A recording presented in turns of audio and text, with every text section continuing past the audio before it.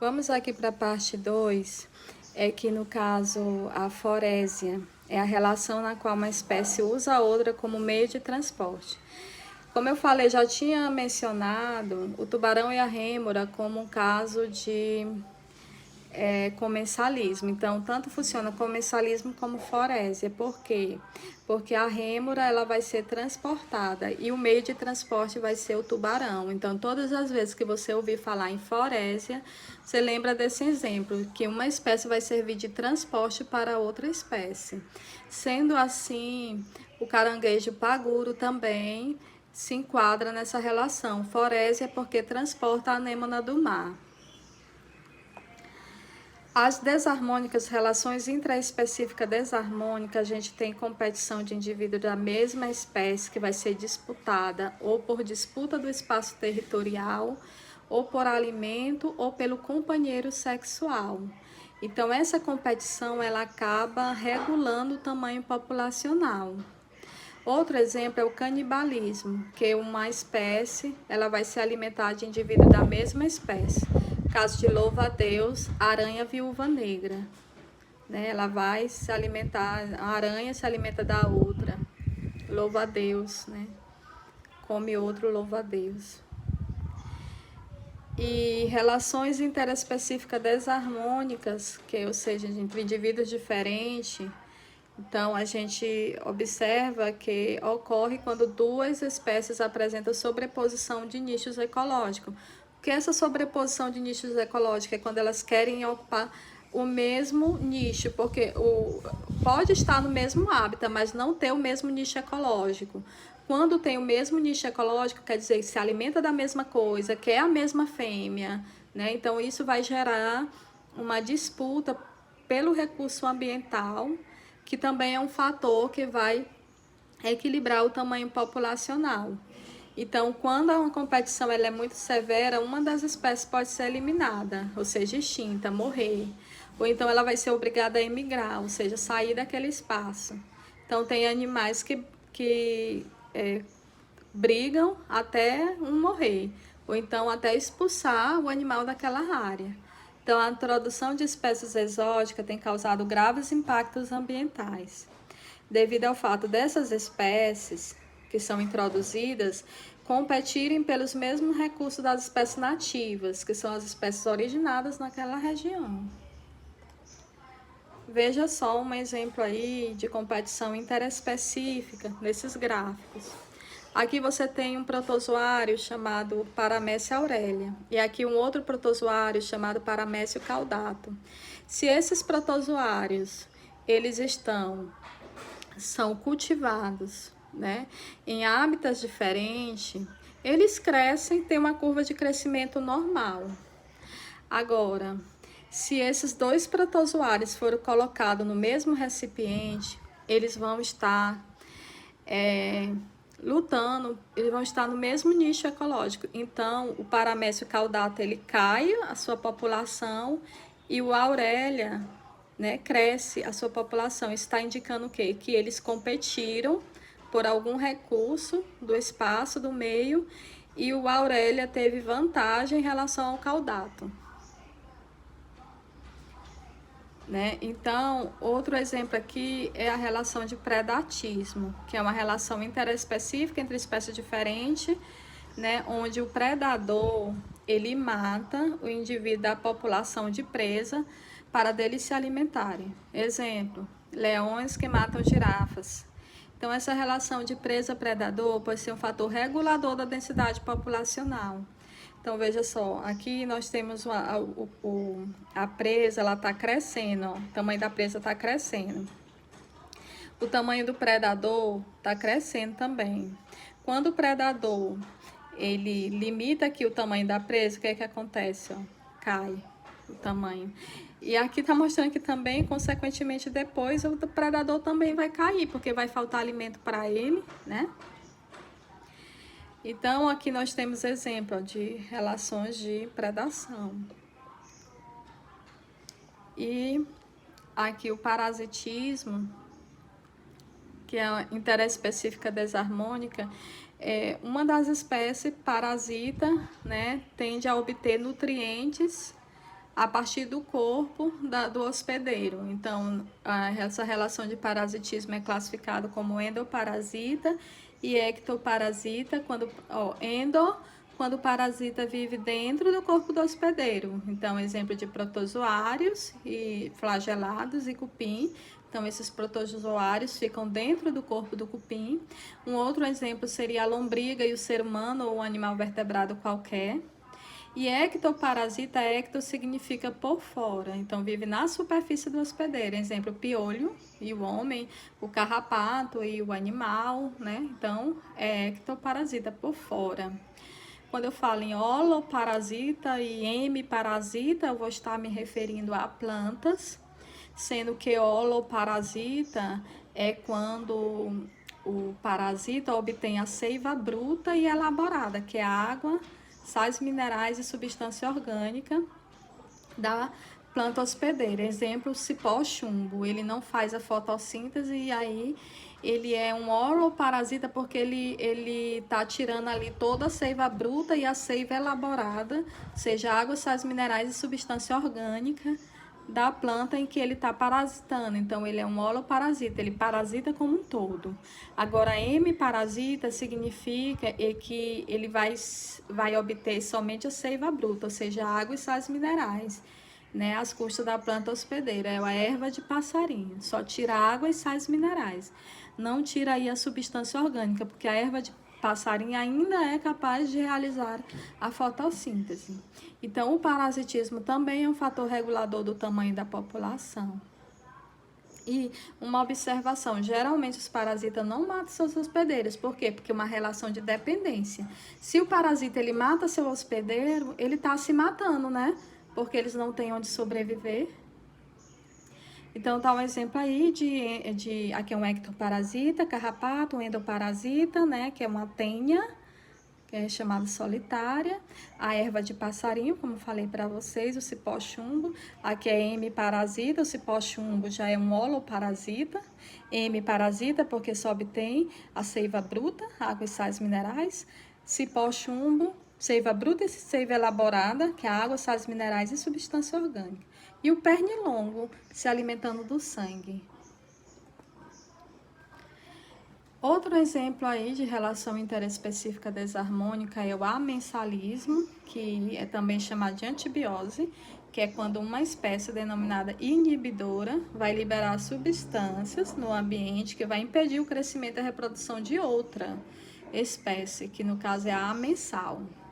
Então, nós temos aí exemplo das algas, dessas algas aqui pirróptas, e os animais marinhos. Então, essas algas são os dinoflagelados, que têm a capacidade de liberar substâncias tóxicas na água. Esse fenômeno vai causar uma mancha avermelhada na água, que é conhecido como o fenômeno da maré vermelha. Então, essas toxinas vão matar as espécies que lá vivem nesse ambiente, como peixes, outras algas, né? O zooplâncton, o fitoplâncton. E outro exemplo aí é o esclavagismo, que é uma relação bem interessante, porque uma espécie ela vai se beneficiar do trabalho de outra espécie. Exemplo, o chupim, que é essa espécie de pássaro que ela bota seus ovos no ninho de outra espécie, que passa a chocá-los até a eclosão. Então, ela vai utilizar uma outra espécie como escrava para fazer o trabalho que era dela. Interessante, né? Então, aqui nós temos as formas especiais de adaptação, que permite a sobrevivência daquela espécie, que favorece a espécie, como exemplo aqui da camuflagem. Por exemplo, veja só, a camuflagem é uma forma de adaptação na qual um organismo se parece com o ambiente, confundindo-se com ele na cor, na forma. Então, veja só aqui, ó. Essa cor é semelhante ao ambiente. Então, o predador em si, ele não vai ter aquela evidência para predar. Vai estar lá disfarçado e isso vai favorecer a sobrevivência dele. O mimetismo, que é uma adaptação na qual uma espécie, ela se beneficia da outra espécie por se assemelhar à outra, como essas duas borboletas, a monarca e a vice-rei. O que acontece? Uma é venenosa, a outra não. Então, a que não é venenosa acaba se beneficiando da aparência da que é venenosa, que é a vice-rei, porque o predador, não sabendo distinguir, vai evitar predar, se alimentar. Então, ela acaba se safando aí, né? E aí, nós temos aí o mimetismo, tá? O mimetismo é quando praticamente uma espécie, ela se assemelha à outra. Por exemplo, aqui é uma simples lagarta, que essa extremidade posterior dela se assemelha à cabeça de uma cobra, dessa cobra aqui. Então, o predador, quando vê essa lagarta aqui, um pássaro, por exemplo, vai se alimentar da lagarta. Quando ela se coloca nessa posição, ela fica parecida com essa cobra aqui. Então, ele já evita predar. Por exemplo, esse aqui é um mimetismo, porque aqui, esse inseto aqui, ele se assemelha muito à folha. Então, ele adquire essa característica ambiental para também se livrar do predador. Tá, ok? Vamos ver aqui outro caso. O aposematismo, que é isso não tem no livro de vocês, mas eu vou comentar, que é uma forma de adaptação na qual uma espécie exibe cores chamativas. Então, essas cores chamativas é uma cor que a gente chama coloração de advertência, para que seus possíveis predadores, né, já sabem que o paladar vai ser desagradável, que possui veneno, então não vai predar. Vamos aqui ver essas questões. A associação de bactérias que vivem na pança de mamíferos ruminantes. Com esses animais é classificado como? Então, nesse caso aí, gente, seria o quê? Um comensalismo, um amensalismo, um inquilinismo, um parasitismo, ou mutualismo. Ó, gente, letra E, mutualismo. Por quê? Porque essas bactérias, elas vão fazer o papel de digerir a celulose para os ruminantes. E os ruminantes vai fornecer espaço e proteção para essas bactérias. Então, letra E. Para proteger os ovos das galinhas, o homem mata o gambá. A relação ecológica que se estabelece entre o homem e o gambá denomina-se o quê? Competição? Não. O homem não está competindo com o gambá. Mutualismo? Não. Por quê? Porque o gambá está sendo prejudicado. Mutualismo, ambas se beneficiam. Parasitismo? Não. Porque o homem não está parasitando o gambá e nem o gambá o homem. Predação? Ah, sim, predação sim. Quem é o predador nesse caso? Né?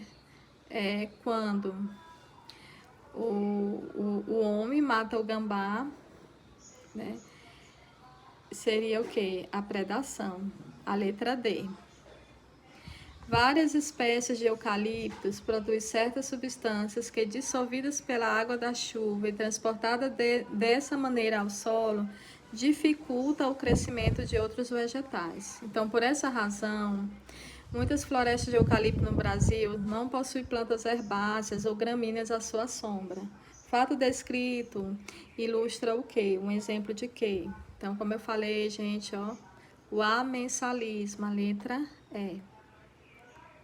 Não é relação harmônica interespecífica. Protocooperação né, gente? Protocooperação é harmônica e é interespecífica.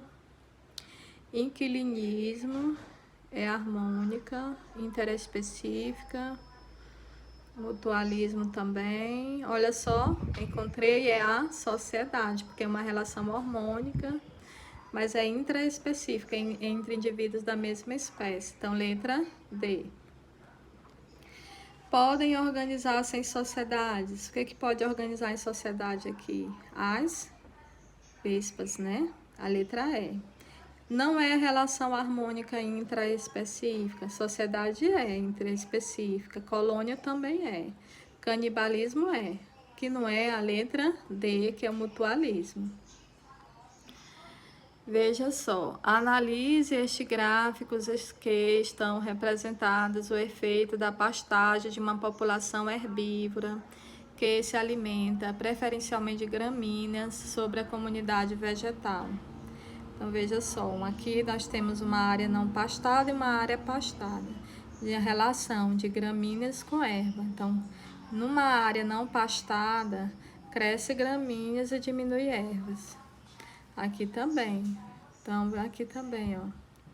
Cresce gramínea e diminui ervas. Então, considerando essas informações contidas nesses gráficos e outros conhecimentos sobre o assunto, é correto afirmar que a pastagem faz diminuir o que? Os recursos disponíveis para os outros herbívoros, a competição entre gramíneas e ervas, a diversidade dessas espécies vegetais e a produtividade das ervas. Eu marcaria a letra B. E estaria correto, né, gente? Entre as abelhas melíferas que não possuem ferrão, existe uma espécie que invade a colmeia de outra a fim de roubar o mel elaborado por elas.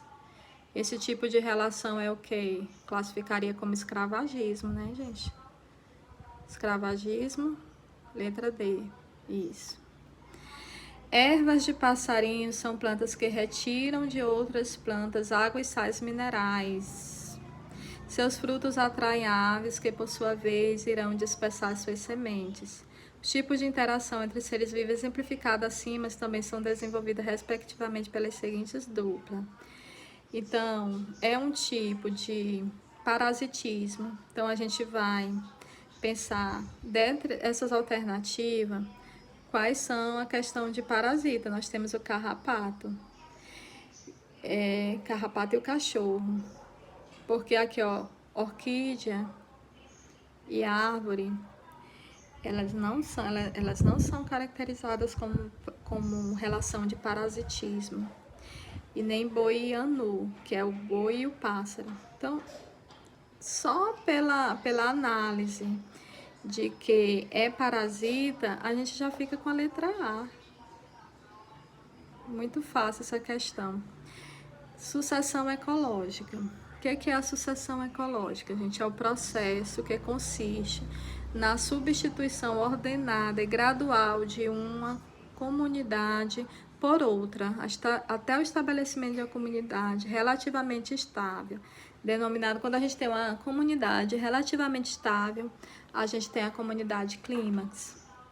Então, as etapas de sucessão até chegar à comunidade clímax seriam ecese, séries e comunidade clímax. O estágio inicial vai ser a ecese, que são as comunidades pioneiras, como a gente tem os líquens e as briófitas, que são aquelas espécies mais simples e pequenas, né, de ambiente úmido, que vai tipo mesmo favorecer para que as séries que são as temporárias, até atingir. Quais são as séries? São as comunidades temporárias, ou seja, que vão suceder após a colonização dos líquens e das briófitas, até chegar na comunidade clímax, que é a que encerra a sucessão, que é o estágio na qual se encontra grande biodiversidade, né? Então não vai haver mais substituição de espécie. Então aqui, ó, um ambiente que foi degradado, tem aqui a ecese, que são as espécies pioneiras, vamos chegar a briófitas e líquens, né, ó, plantinhas pequenas, vão se estabelecer aí. Depois as temporárias, que são as séries, e por fim as comunidades permanentes. Então esses são os estágios da sucessão biológica. Quais são os tipos? Nós temos a primária e a secundária. A primária é quando ocorre o desenvolvimento de uma comunidade, quando se inicia de uma área estéril, ou seja, não existia nada lá, não existia floresta, não existia vida, como o caso de ilhas vulcânicas. Já a secundária é quando ocorre o desenvolvimento de uma comunidade num local anteriormente ocupada por outra comunidade, ou seja, uma parte de mata que foi devastada, que foi queimada, né, desmatada. E ali vai se estabelecer uma nova sucessão, ali é secundário. Então, observem aí, ó, o solo, como que começa, ó. o solo em vegetação, sem vegetação, ó, nu. Depois vem as plantinhas pioneiras, que são plantas pequenas, de pequeno porte. Depois as graminhas e pequenos arbustos, que são capins e plantas pequenas. Aí depois aquelas intermediárias, que são as arbustivas, até chegar nas de grande porte. Então, esses são os estágios da sucessão. A sucessão, certo? Então, as características da sucessão ecológica é a composição em espécies, o que ocorre de evento. Então, muda rapidamente no início, depois mais lentamente. Em relação ao tamanho dos indivíduos, os indivíduos eles vão aumentando de tamanho. Em relação à diversidade de espécies, também vai aumentando a diversidade de espécies. Em relação à biomassa total, vai aumentar, né? A biomassa vai aumentar porque existe uma produtividade primária bruta aumentando, a taxa de respiração aumenta, a relação de fotossíntese e respiração, a taxa fotossintética é maior no início, depois vai equilibrar a fotossíntese com a respiração. Em relação à produtividade líquida, que é aquilo que depois que tira a taxa de respiração, né, inicia grande, depois diminui, igualando no clímax. As cadeias alimentares ficam mais elaboradas e vai haver a reciclagem de nutrientes, aumentando e tornando-se mais rápida.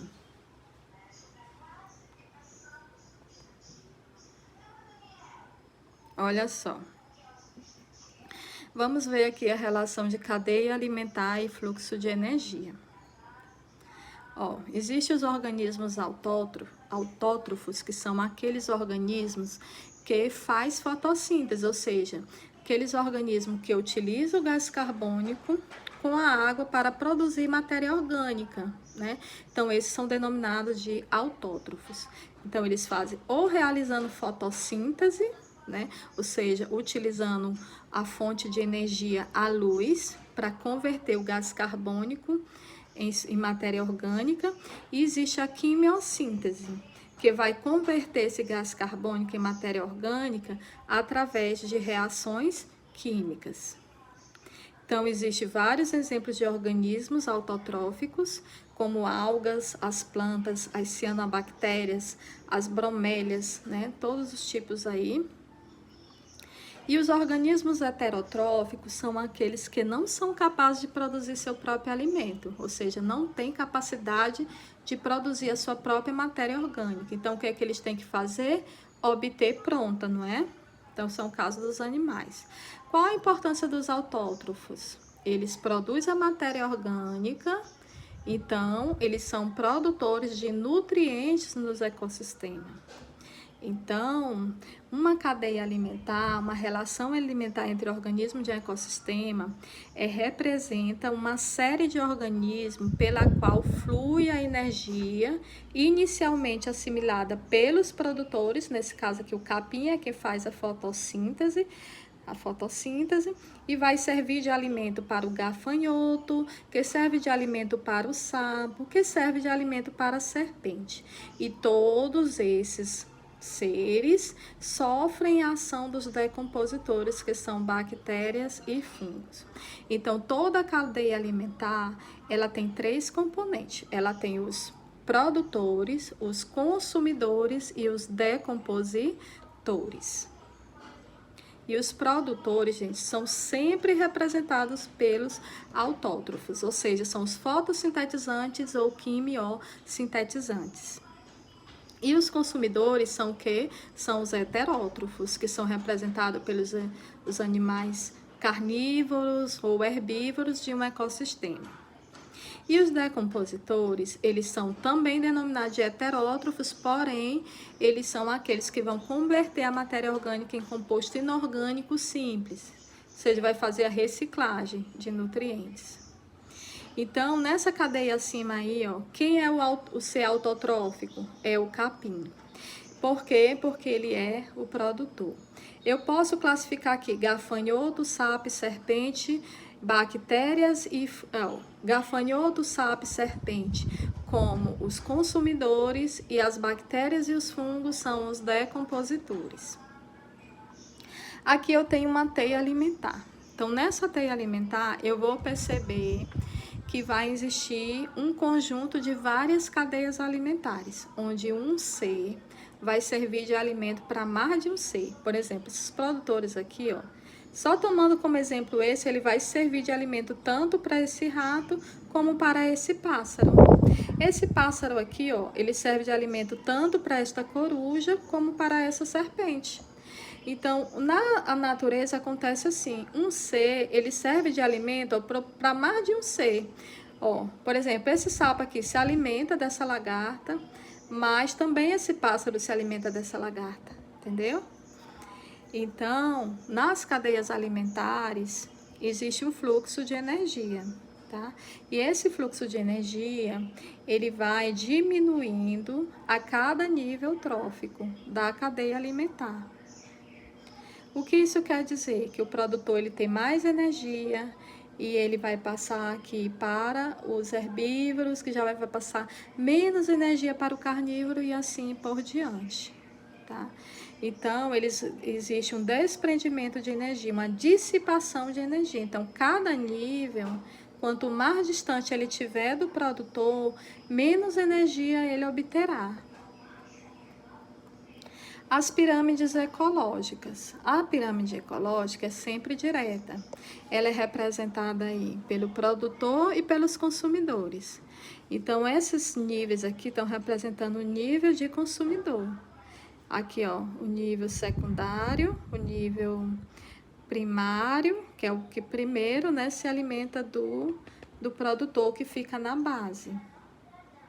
Então, existe, ó, esse aqui que está representando é a de energia. A energia, a pirâmide de energia, ela sempre vai ter uma base mais larga e os ápices mais estreitos, porque uma energia, ela é sempre maior no nível de produtor e vai diminuindo nos consumidores, como eu acabei de mostrar. Agora, a de números, ela pode ser direta ou inversa, ou seja, ela vai depender o quê? Do número de indivíduos representados. Por exemplo, aqui eu tenho uma quantidade de produtor na base maior do que as de consumidores. Já nesse caso aqui, se eu tenho em uma única árvore, é um único produtor, e eu tenho várias lagartas se alimentando dessa árvore, logo o nível seguinte vai ser mais largo do que o nível anterior. Então, ela vai ser, a de número pode ser invertida, tá? E aqui a de biomassa, que também pode ser invertida, porque vai expressar a quantidade de substância viva, ou seja, peso seco. Então, eu tenho aqui, no caso, produtores, herbívoros e carnívoros. Eu posso ter, ó, um nível de zooplâncton maior do que de fitoplâncton. Aí ela vai adquirir essa característica, não tem problema. Ok?